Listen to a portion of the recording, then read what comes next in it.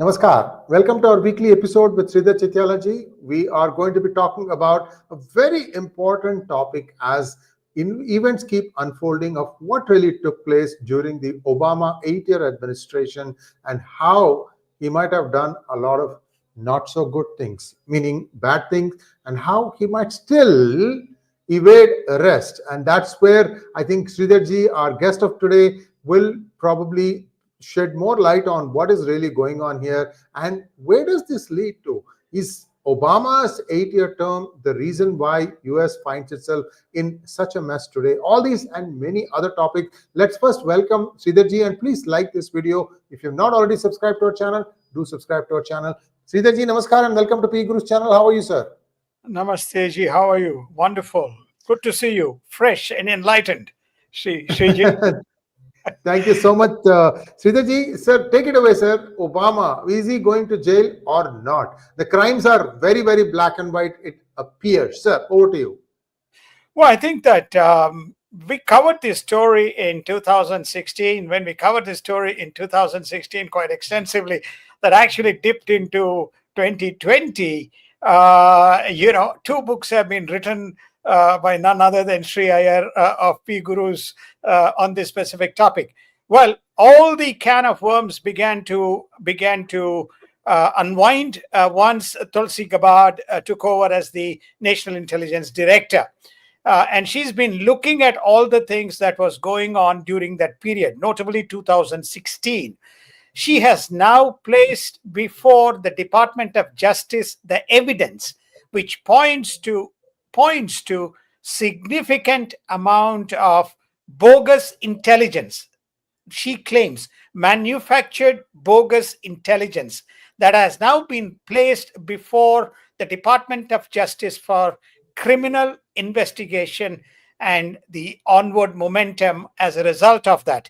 This prompted, we'll come to that in a second. This prompted President Trump in Scotland, where he has been spending over the weekend, to make the statement, which is to say, for all the criminal acts that Obama may have committed, SCOTUS will grant him the immunity and the presidential kind of powers that he's entitled to, so he may get away.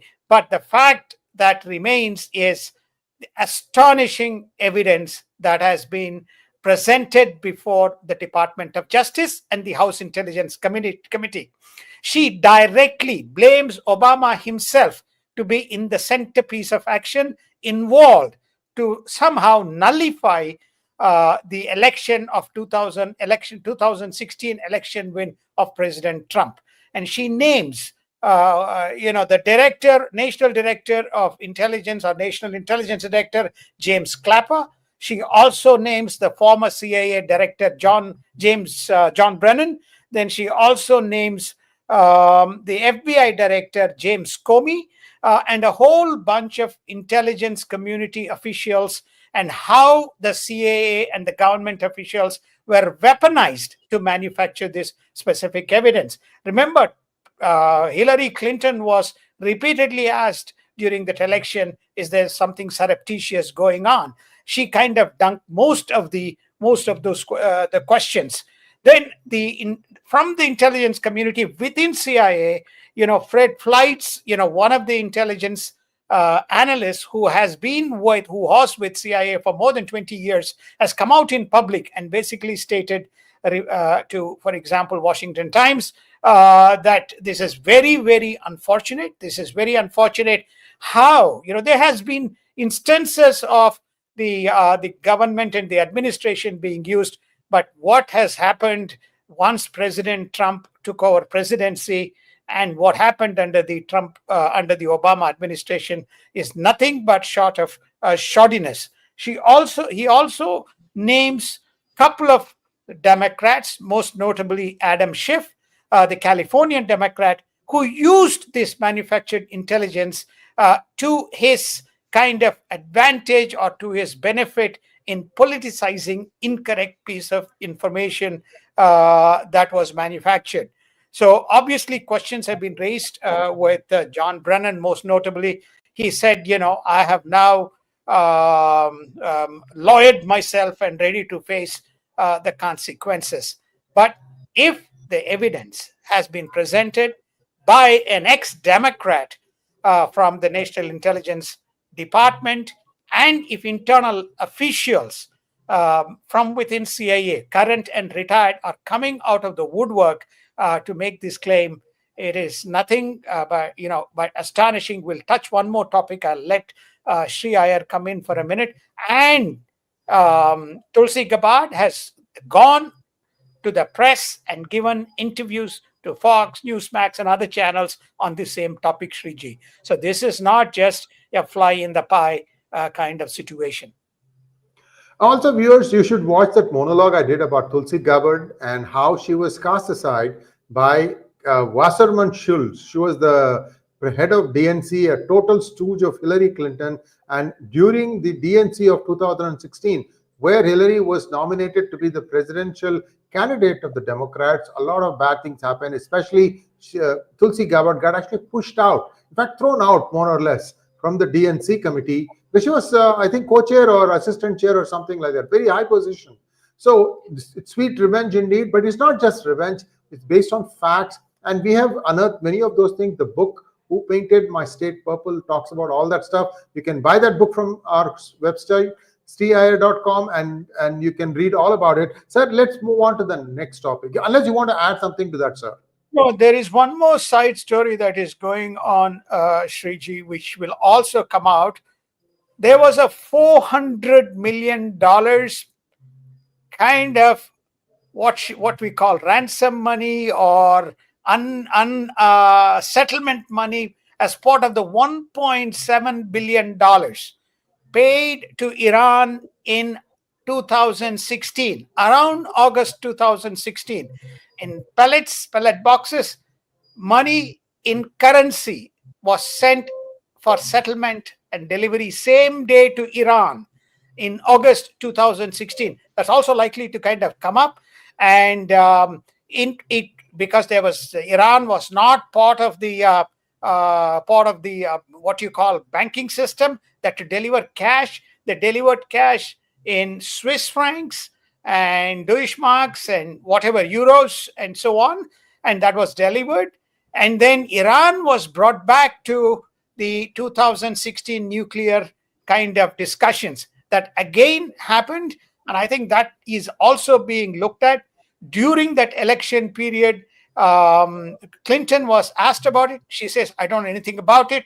It's probably something government. Remember, she was, very much active and closely involved, but she made no reference. This is another significant story that could add to the tip. And United States is not supposed to pay ransom money. So the question that pops up is, was it? So according to the administration, it's not a ransom money. You can go back and ask the question, is all these Iran discussions, Iran nuclear talk and Iran, and many things that have happened during that particular period, post that period, again, which we have covered extensively in DGI, what is beneath all of this? That could also be the next story that's kind of coming up, post this investigation, Sriji. Sanji, one wonders what was the reason? What is it that the Iranians had over President Obama that forced that $400 million ransom payment? Any guesses, viewers? You can put it down by way of comments. We know it. I mean, me and Sridharji knows about it. What exactly was the reason? And because if that came out, then a lot of other questions will come following up. Let's go to the next topic, sir. Thank you. Well, our tariffs are failure. Why? The story is a great story, which is namely to say, the markets are going to tack. Inflation is going to shoot up. Sridhar Chityala and Sree Iyer are, the painting varnishes of President Trump. Guys, look at the facts, okay? Shed your political kind of nonsense behind and look at the facts. Don't blame, okay, people for presenting the facts. Thus far, United States has raked up close to $160 billion of tariff money. Those who want to negotiate, they have negotiated with and moving forward. Japan is negotiated, Vietnam is negotiated, UK is negotiated, And Trump has claimed now EU will be negotiated. Vietnam, even the smaller countries like Vietnam, Philippines, Indonesia, they're not small economies, they're fairly good, decent sized economies. I think South Korea will be negotiated. And as we expected, the tariffs are between 15% and 25%. And most of the tariffs will move from an average 10% to 15% or 15 to 20% in some instances. The Japan, which was paying import duties of 1.4%, is now paying 13.4% for access and the profits that it has reaped over the years from access to the US market. This has brought in more than 150 to $200 billion of income to the US government. And President Trump is saying this is US taxpayers' money. And therefore, for many of the people who are in the economically stressed income bracket, I think some rebate checks are being contemplated. So your guess is as good as mine whether the tariffs are successful or not. The tariffs have been successful. We'll get to the India negotiations in the end, but I think that they are moving forward on the tariff agenda. $3 trillion of investments are likely to flow in. Japan has committed $500 billion of investment, some of which may go, some of which may go towards semiconductor manufacturing investments, including TSMC's investment into setting up chip factories in United States, provided that TSMC leverages some of the components from manufactured in Japan. So I think that they are rolling this forward. And similarly, the US Steel, a good chunk of profits are going to be reinvested in United States. And you are beginning to see the momentum of tariffs both on what he calls as the right taxation that the countries need to pay to access US markets and reciprocal, and then of course investments flowing into the country. So a poll that was conducted by none other than WSJ, which is the next slide, shows 11% lift in economic optimism. This is not anybody else but WSJ. 11% lift. And there's 47, this bipartisan, 47% of the registered voters believe that the economy is in a positive scale and in a very positive disposition relative to 36%, less than 2 months ago. So even on the economic side of the ledger, there is a positive disposition and a general feeling of economic movement forward coming from the public. And the battle with the Fed continues to bring the rates down, and that will be a slow process. That's a battle that Trump is not going to get Fed to roll over, but he's going to win that battle. Next one, please, sir. Right. So while this goes on, I mean, United States has not lost its eyes, because there are some troubled developments. Taiwan has had a poll. There's Cambodia, Thailand, skirmishes. There's still Philippines and China, and China-Taiwan tensions in the Taiwan Sea. So they have now the rim pack, or the rim of the Pacific drill, is going on. More than 90 nations are involved. 40,000 personnel are involved. A large number of them from the Guam Air Base, and conducting integrated drills in South China Sea, East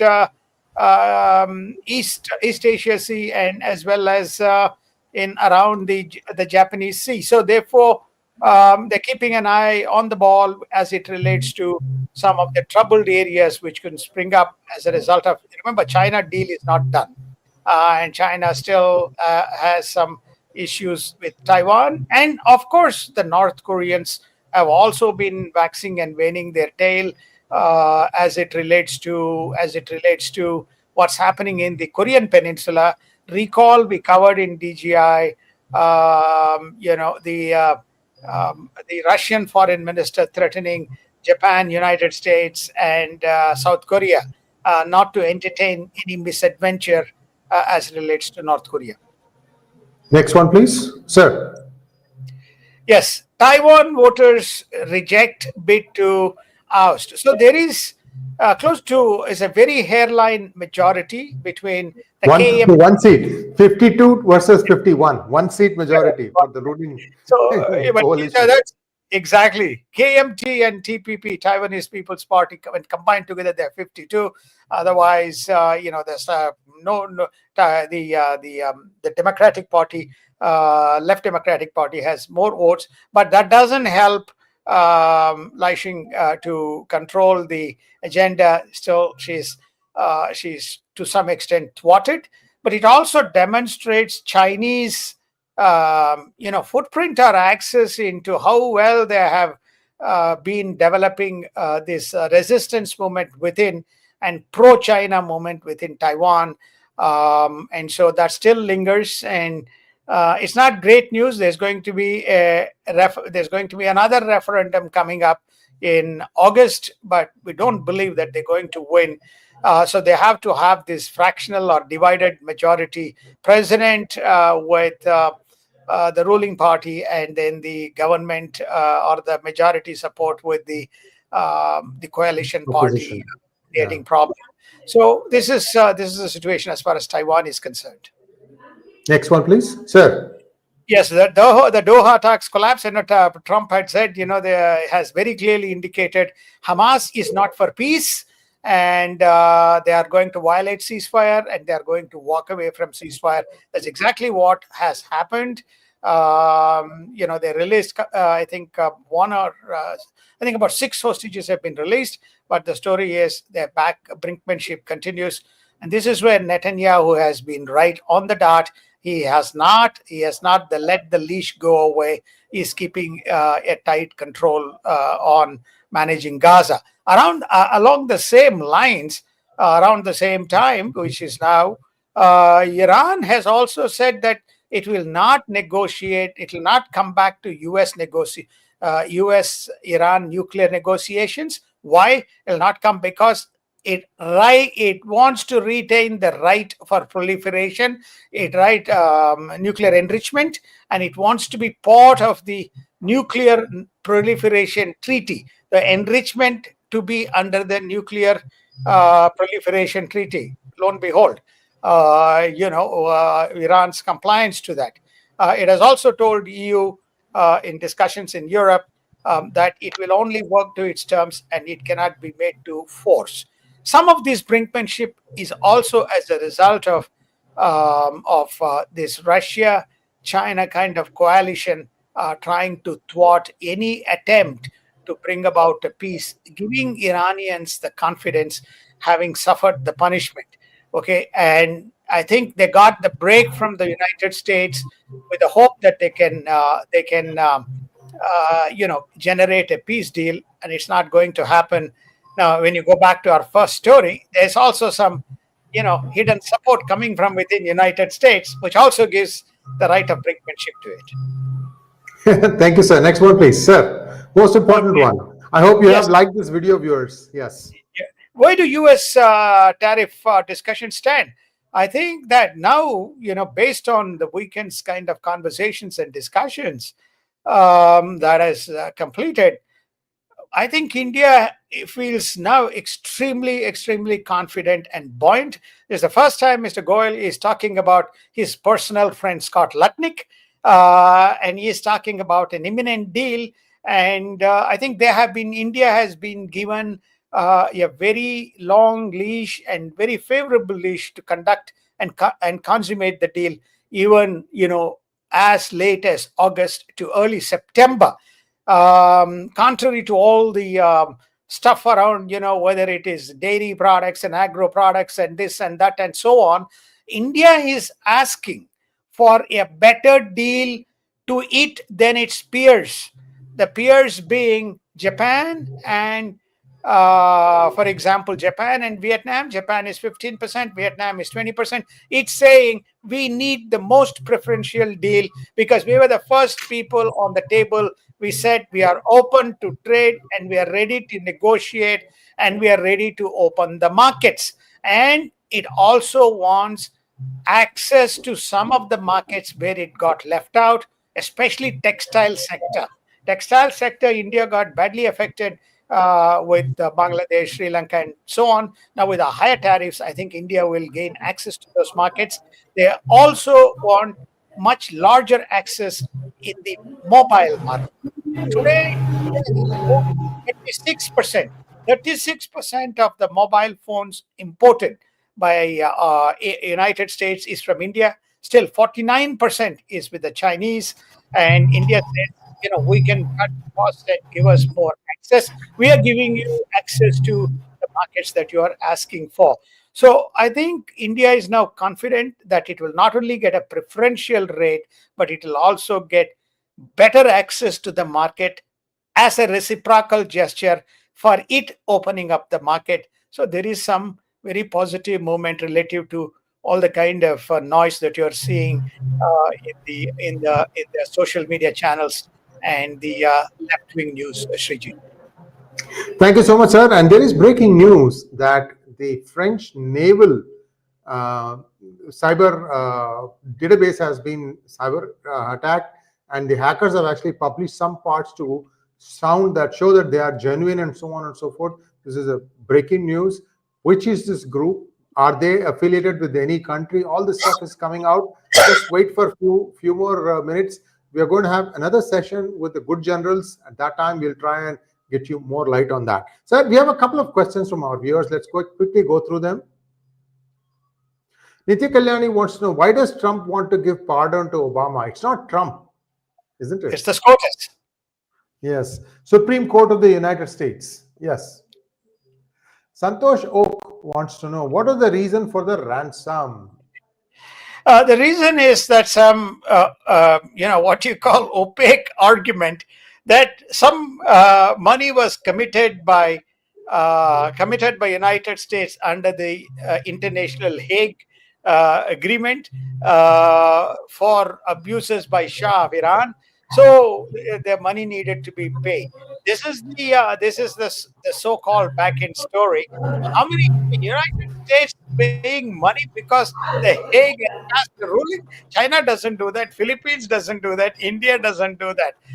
What's the reason? I mean, as Sree Iyer pointed out, is it a ransom? No. Is it why? I mean, there's more than meets the eye as to what's the sense of urgency to send in a plane, pellets of cash mobilized in Europe to the Iranian good friends of Mr. Obama. Yes, indeed. And that brings us to a close of today's program. Thank you so much, sir. Can we check and see if there are any questions in the app? So I have one more news to break. Yes, sir. Go ahead, sir. Go ahead, sir. Well, not only the French, the CIA website, CIA site has also been hacked, and coincidentally now, when all this stuff is coming out, and some of the important information has been leaked, including the contacts, etc. So, who would be the set of people who would be leaking and hacking into the CIA site to release the information? Very interesting, Sriji. Yes, indeed. And the nominees are, we will leave it at that. You can put down the nominees in the comments. We will pick it up and we'll try to answer them. Thank you once again, Sridharji. We'll see you again next Sunday, 7 p.m. Travel permitting. Namaskar. Namaskar. Thank you so much. Have a wonderful rest of the weekend.